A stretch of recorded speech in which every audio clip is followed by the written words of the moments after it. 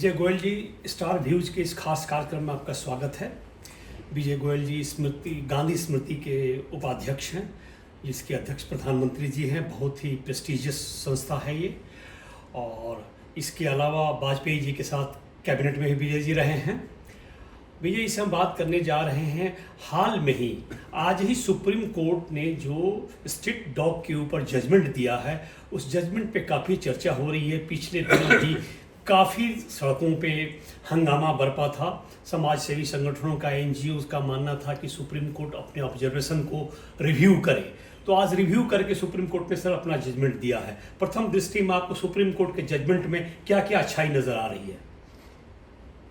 देखिए, आवारा कुत्तों की काटने की समस्या पर हम 3 साल से आंदोलन चला रहे हैं लोक अभियान के माध्यम से। जी, पहली बात तो मैं ये देखता हूँ कि जो हमने मुद्दा उठाया था आज पूरे देश का मुद्दा हो गया है। जी। दूसरा, मैं देखता हूँ कि सुप्रीम कोर्ट तक ने इसका संज्ञान ले लिया जी। है। सरकारें तो ले ही रही हैं, सुप्रीम कोर्ट तक ने संज्ञान ले लिया है। ये जो सुप्रीम कोर्ट का ऑर्डर है, ये लगभग वही ऑर्डर है जो कि सुप्रीम कोर्ट की डबल बेंच ने दिया था। डबल बेंच ने दिया था। इसमें सिर्फ फ़र्क इतना ही है कि ये थोड़ा सख्त हो गया है और इसमें कुत्तों की रीलोकेशन जो करनी थी उसके बारे में नहीं कहा गया भी रीलोकेट नहीं करना उनको भी। नंबर 1 बात है। तो मैं सुप्रीम कोर्ट के इस आदेश का स्वागत करता हूं, क्योंकि ये आदेश अब पैन इंडिया में लागू हो रहा है, केवल दिल्ली एनसीआर के अंदर नहीं हो रहा। ये नंबर 1 बात है। दूसरा, इस आदेश में स्पष्ट रूप से कहा गया है कि भाई स्टरलाइजेशन और वैक्सीनेशन हर कुत्ते का होना चाहिए। और सबसे बड़ी बात है जो एबीसी रूल्स में नहीं थी कि भी जो भी कुत्ते खतरनाक हैं, डेंजरस हैं, एग्रेसिव हैं, काटते हैं, उन कुत्तों को बाड़े में बंद किया जाएगा, उन कुत्तों को रिलीज नहीं किया जाएगा। तो एक तो जनता को ये बड़ी राहत इससे मिलने वाली है। तीसरा ये है, उन्होंने साफ तौर से कहा है, जो आरडब्ल्यूएस के झगड़े हो रहे थे so called self styled dog lovers के साथ फीडिंग को लेकर कि जगह जगह फीडिंग हो रही है, कुत्ते वहाँ पर आ जाते हैं, वो अब उन्होंने साफ कह दिया है, नो फीडिंग ऑन स्ट्रीट्स। कोई भी फीडिंग स्ट्रीट्स पे नहीं होगी, अपार्टमेंट्स में नहीं होगी, सोसाइटी के अंदर नहीं होगी, और डेजिग्नेटेड प्लेसेस पे होगी जो वो कर सकते हैं। और देखिए, उन्होंने एनजीओज का जो पिछली साल में बिहेवियर रहा है उसको देखते हुए कहा है, अगर आपने रूल तोड़ा, फीडिंग की, तो आपके ऊपर 25,000 से लेकर 2 लाख तक का जुर्माना लगेगा, जो कि शेल्टर होम बनाने में जाएगा। इसका मतलब सुप्रीम कोर्ट ने शेल्टर होम बनाने को रोका नहीं है, उन्होंने कहा शेल्टर होम बनाओ।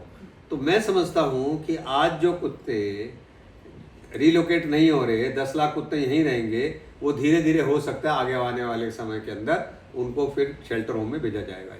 विजय जी, जिस तरीके से सुप्रीम कोर्ट ने कहा है कि कुछ कुत्तों को बाहर छोड़ दिया जाए जो खतरे से बाहर हैं, जो खतरनाक नहीं हैं, तो आपको लग रहा है कि इस जजमेंट के वजह से समाज सेवी संस्थाओं और एनजीओ की जिम्मेवारी और बढ़ जाती है?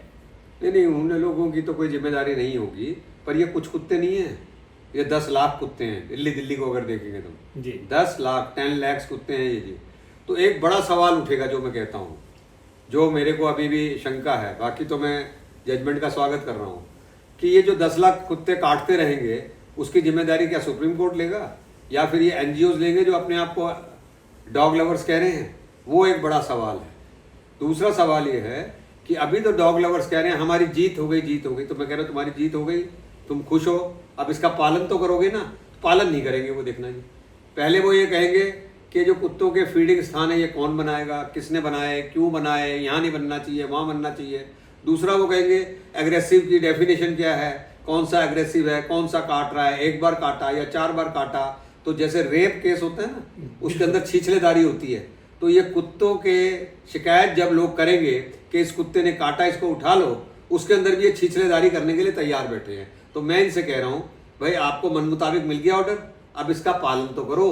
तो ये 2 कदम आगे बढ़ गई सुप्रीम कोर्ट। तो इसलिए मैं समझता हूँ हमारा आंदोलन इस मायने में सफल है कि हमने 2 कदम सुप्रीम कोर्ट को आगे बढ़ा दिया, पर यह पूरा हल नहीं है। विजय जी, आपने दिल्ली की बात की कि दिल्ली में 10 लाख से ज़्यादा स्ट्रीट डॉग हैं। दिल्ली की एमसीडी की जिम्मेवारी कहाँ तक आके खत्म हो रही है? क्या एमसीडी अपनी कार्रवाई को करने में सक्षम है? जहाँ तक मेरा सवाल है, मैं मानता हूँ कि वो अभी सक्षम नहीं है। या तो उसको सक्षम करना पड़ेगा, नहीं तो दिल्ली सरकार को अपने हाथ में लेना पड़ेगा काम को जी। पर ये एमसीडी नहीं करती थी स्टरलाइजेशन वैक्सीनेशन जी। ये कुत्ता प्रेमियों की एनजीओ ही करती थी जी। 20 एनजीओ हैं जिनको एक कुत्ते के स्टरलाइजेशन के लिए 1100 रुपए मिलते हैं, उसमें भारी करप्शन थी।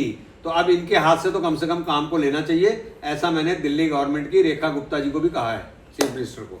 विजय जी, आगे आने वाले दिन में सुप्रीम कोर्ट के जजमेंट को किस तरीके से इम्प्लीमेंट किया जाएगा? राज्य सरकारों को सुप्रीम कोर्ट ने कहा है कि आप इस पे पॉलिसी बनाइए, नीति निर्धारण कीजिए। तो राज्य सरकार नीति बनाएगी तब इस पे कार्रवाई होगी कि तत्काल तौर पे राज्य सरकारें कुछ कदम उठाएंगी? सुप्रीम कोर्ट का काम होता है आदेश देना और बाद में उसको मॉनिटर करना। तो अब ये तो राज्य सरकार डिपेंड करेगा कि कौन से राज्य सरकार चुस्त दुरुस्त है। जैसे केरला के अंदर भयानक स्थिति है, वहाँ तो लोग, मुझे याद नहीं आ रहा किसने कहा, वहाँ तो कहते यूथनेसिया दे दो कुत्तों को, क्योंकि इतनी ज़्यादा प्रॉब्लम बढ़ गई थी। हो सकता है वो ज़्यादा सीरियसली काम करें कि भाई स्टरलाइजेशन वैक्सीनेशन। पर मैं आपको अनिल सिंह जी एक बात बता रहा हूँ, अगर आपने स्टरलाइजेशन भी कर दिया, वैक्सीनेशन भी कर दिया, 100% कर दिया, तब भी ये 10 लाख तो सड़कों पे मौजूद हैं। इनको कौन समझाएगा कि मत काटो?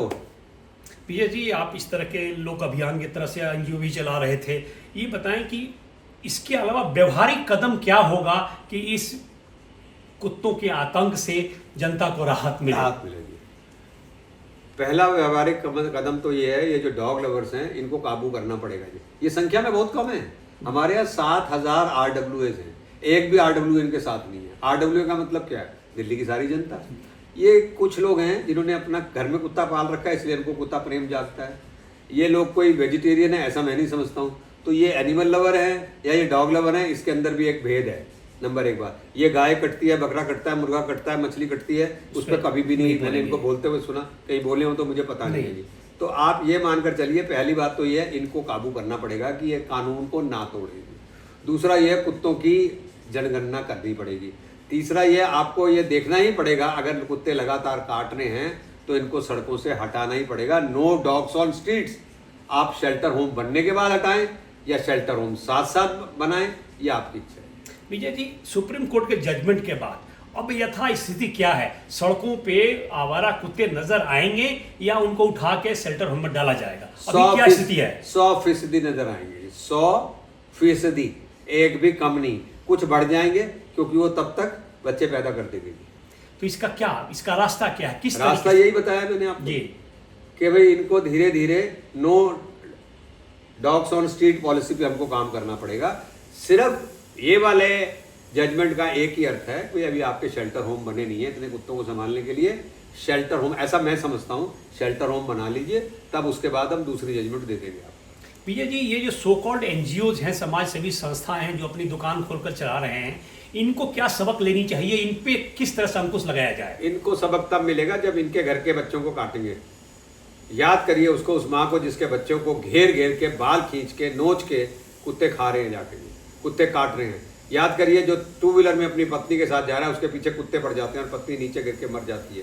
याद करिए वो बाग बकरी चाय वाला आदमी जो सैर कर रहा था, कुत्ते के कारण गिर गया और मर गया हो जाके। ऐसा एक याद करिए जब वसंत कुंज के अंदर 2 कुत्तों को नोच नोच के खा दिया क्योंकि उनको मीट खाने की आदत पड़ गई थी। तो याद करिए आप, पूरे देश के अंदर जो है 37 लाख डॉग बाइट के केस हैं, ऑफिशियल, अनऑफिशियल 60 लाख हैं जाके जी। याद करिए 2000 कुत्ते रोज काटते हैं दिल्ली के अंदर डेली। RML में 250, सफदरजंग में 500। तो जाइए ना अस्पताल के अंदर, तो भाई जिसके ऊपर पड़ी नहीं वो दूसरों का दुख क्या जानेगा? ये लोग क्या जाने जाके, इनकी तो दुकानें इसी से चल रही हैं, इनको काम दूसरा कोई है नहीं। इन्होंने NGO बना ली हैं, फॉरेन फंडिंग मिलती है, और उसके बाद जो वैक्सीन वाले हैं उनकी अपना फाइनेंशियल कमर्शियल अपने इंटरेस्ट हैं, जिसके कारण वो कहते हैं जितने ज़्यादा कुत्ते उतने ज़्यादा वैक्सीन। विजय जी, ऐसा लग रहा है कि सुप्रीम कोर्ट का जो जजमेंट आया है इससे और सख्त होना चाहिए और उससे भी सख्त इसको इम्प्लीमेंट की प्रक्रिया को होनी चाहिए। सुप्रीम कोर्ट के जजमेंट में कोई कमी नहीं है। एक रीलोकेशन होना है, वो शेल्टर होम के बाद करना ही पड़ेगा। दूसरा चारा नहीं है किसी के पास। अब आपके पास शेर, बाघ, भेड़िया ये आक्रमण करते हैं, आप क्या करते हैं उनको? या तो उनको गोली मार देंगे, या आप उनको कैद कर लेंगे, या आप उनको भगाएंगे। ऐसा तो नहीं कहेंगे आजा आजा तो यहीं रहे, तो यहीं रहे, हम तेरे को मीट डालते हैं, हम तेरे को खाना खिलाते हैं, हम ये करते हैं, ऐसा तो नहीं करेंगे ना। तो मैं समझता हूँ कि ये जो डॉग लवर्स बन गए हैं रातों रात के अंदर, इनको समझना चाहिए, इनको लग रहा है इनको बड़ी आशीष मिल रही है, ये बड़े कुत्तों का ध्यान कर रहे हैं। ये कहते हैं हमारे बच्चों को तंग मत करो, हमारे बच्चों को। एक भी आदमी बच्चे को अपने घर नहीं ले जा रहा, सड़कों पे पड़े होकर वो आवाराओं की तरह पड़े हुए हैं, कुचल जाते हैं बेचारे, गाड़ी के नीचे आ जाएं, इनको कोई चिंता नहीं है। ये सिर्फ एक टगमा लगाए बैठे हैं, I am a dog lover. Vijay ji, supreme court के इस निर्णय का बेहद अच्छे तरीके से स्वागत होना चाहिए और कोशिश ये होगी कि इस समस्या का समाधान निकले। विजय जी, आपने स्टार व्यू से बात की, आपका हार्दिक धन्यवाद। Thank you so much.